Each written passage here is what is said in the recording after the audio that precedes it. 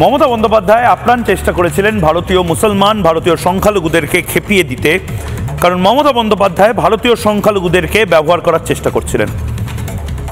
মমতা বন্দ্যোপাধ্যায় ভারতীয় সংখ্যালঘুদেরকে ঢাল হিসেবে ব্যবহার করার চেষ্টা করছিলেন নিজের কোর ভোট ব্যাংক, বিরোধীরা বলছেন কোর ভোট ব্যাংক, রোহিঙ্গা এবং বাংলাদেশি অনুপ্রবেশকারী ভোট ব্যাংক, যারা দিনের পর দিন, বছরের পর বছর ধরে আমাদের ভারতে থেকেছে, আমাদের ভারতের খাচ্ছে, পড়ছে, ভোট দিচ্ছে, তৃণমূল কংগ্রেস তাদের ভোটের কাজে ব্যবহার করছে।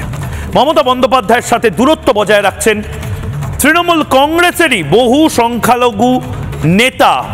আমাদের কাছে সূত্রের যে খবর, মমতা বন্দ্যোপাধ্যায়ের এই ঝাঁপিয়ে পড়ে এসআইআর বিরোধিতা, আদপে যে রোহিঙ্গা বিরোধিতা, আদপে যে রোহিঙ্গাদেরকে শেল্টার দেওয়ার জন্য, এটা খুব স্পষ্টভাবে তৃণমূল কংগ্রেসের নেতারাই বুঝতে পারছেন। এবং তৃণমূল কংগ্রেসে সংখ্যালঘুরা এই মুহূর্তে বিরক্ত, প্রকাশ্যে কথা বলছেন না, কিন্তু ভাবে ভাবে বুঝিয়ে দিচ্ছেন যে এসআইআর দরকার এবং মমতা বন্দ্যোপাধ্যায়ের সাথে একটু হলেও ডিস্টেন্স বজায় রাখছি আমরা।